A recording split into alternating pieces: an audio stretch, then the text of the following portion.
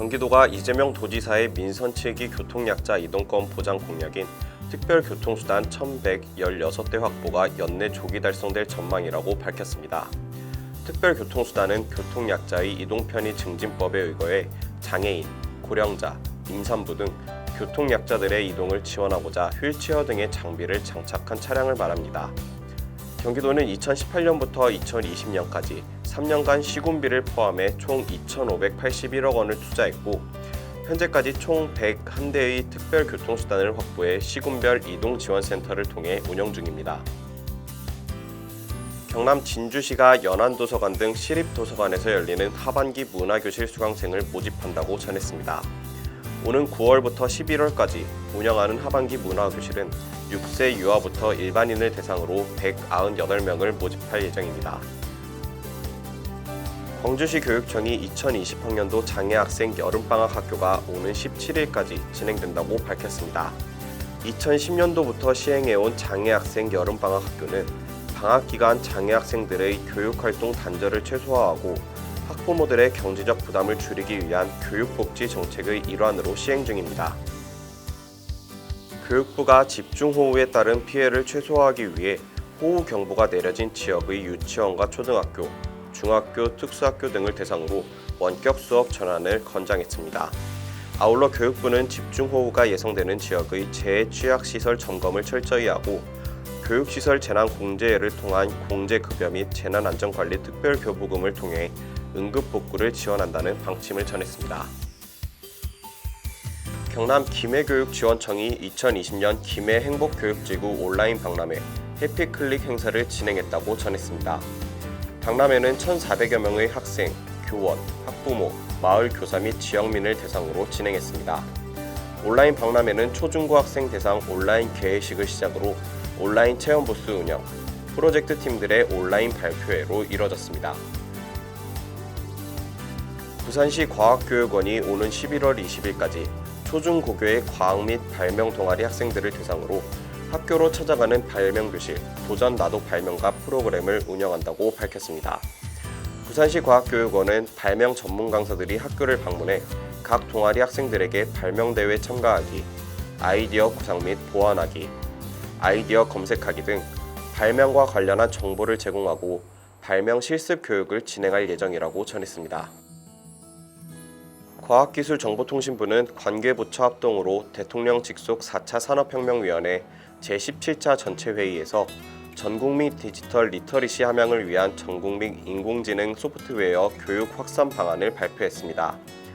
과기부는 초등학교부터 대학원까지 인공지능 소프트웨어 중심 교육체계로 개편해 미래 선도 인력을 양성하고 체계적인 초중등학교 인공지능 소프트웨어 교육을 위해 인공지능 교육 내용 범위 기준을 마련하고 교육과정 개정 시 정보 수업 시간을 확대한다고 전했습니다.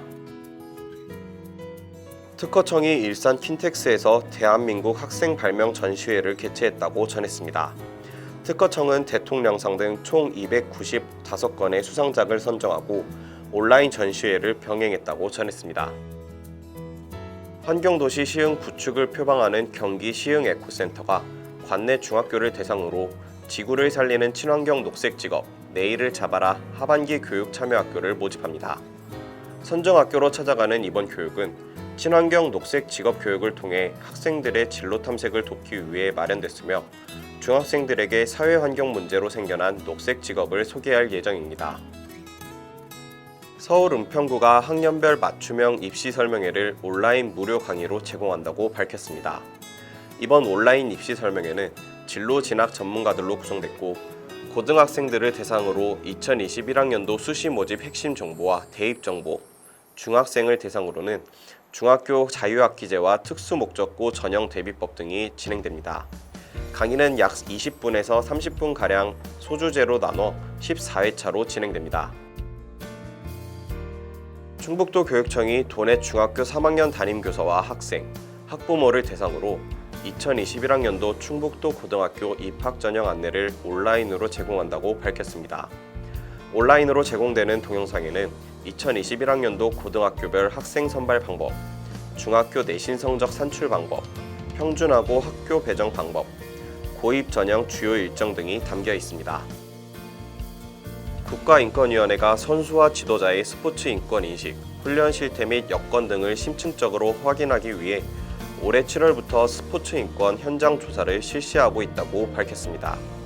인권위에 따르면 스포츠 인권 현장 조사는 스포츠계 내 인권 침해 양상과 종목별 특성을 심층적으로 조사하기 위해 인권위 조사관이 학교 운동부, 스포츠 클럽, 직장 운동 경기부 등 실제 훈련 현장을 방문한 뒤 선수 및 지도자와 1대1 면담 등을 통해 조사하는 방식으로 진행됩니다.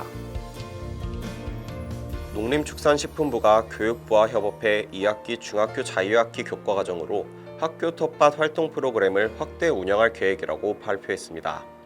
이에 따라 지난해는 30개 중학교를 대상으로 10주간 운영했으나 올해는 50개 중학교를 대상으로 12주간 프로그램이 운영될 예정입니다. 경기 구리시는 관내에 거주하는 중고등학교 신입생에게 교복비를 지원했던 교복지원 사업을 올해 하반기부터는 타 지역 정규 고등학교, 대한교육기관 중고등학교에 입학하는 신입생까지 추가 확대 지원한다고 밝혔습니다.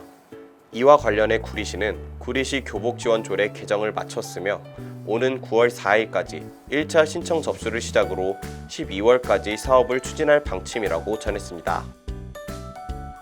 경북교육청은 2010년 이전에 학교 교실에 설치한 냉난방기가 낡아 고장이 잦고 부품도 단종된 데다 에너지 효율이 낮아 유지 관리비가 많이 들어 교체를 진행하고 있다고 전했습니다. 경북도 교육청은 올해 237억 원을 들여 도내 3,751개의 교실의 낡은 냉난방기를 교체할 예정입니다. 대전시 교육청이 중학교 학교군, 중학구와 추천 방법 전면 개정안을 홈페이지를 통해 오는 20일까지 행정 예고한다고 밝혔습니다. 시 교육청에 따르면 개정안은 지난 2017년 이후 3년 만으로 타 시도에 비해 많은 학교군을 운영하고 있고 저출산에 따른 학생 수 감소, 도시 개발에 따른 학생 적정 배치 필요성, 교육부 학교군 재검토 요구 등을 반영했습니다. 이에 따라 전체 28개 학교군 5중학구에서 18개 학교군 1개 중학구로 개편합니다. 서울관악구가 청소년 소통의 장을 마련하기 위해 2020년 청소년 자치의회 모두를 구성한다고 밝혔습니다. 청소년 자치의회 모두는 모여서 두드림의 약자로 청소년들이 의회 운영 체험을 통해 지방의회에 대한 이해를 증진시키고 협력적 인성과 지역 시민으로서 정체성 확립에 기여하는 관악혁신 교육지구 사업입니다. 서울 양천구가 미래인재 양성을 위한 장학생을 9월 4일까지 모집한다고 밝혔습니다. 선발 인원은 57명으로 일반 장학생, 성적 우수 장학생, 특기 장학생 등 3개 분야에서 모집하며 총 3,735만 원의 장학금이 지급될 예정입니다. 경기도 성남시와 성남산업진흥원이 성남 아마추어 e스포츠 대회 센챌린지를 연다고 밝혔습니다. 이번 대회는 전국 e스포츠 학교 대항전으로 진행되며 초중고교생 누구나 참여 가능하며 같은 학교 재학생이 팀을 꾸려 참여 가능합니다. 세종시 교육청이 기자회견을 통해 학생 학습권 보장과 학교 구성원 간 상호작용을 통한 교육의 질 제고를 위해 학교의 전교생 매일 등교를 권고했다며 다만 정부가 정한 방역기준 원칙을 준수해야 하고 교육 구성원의 의견을 수렴해 등교 여부를 최종 결정하겠다고 전했습니다.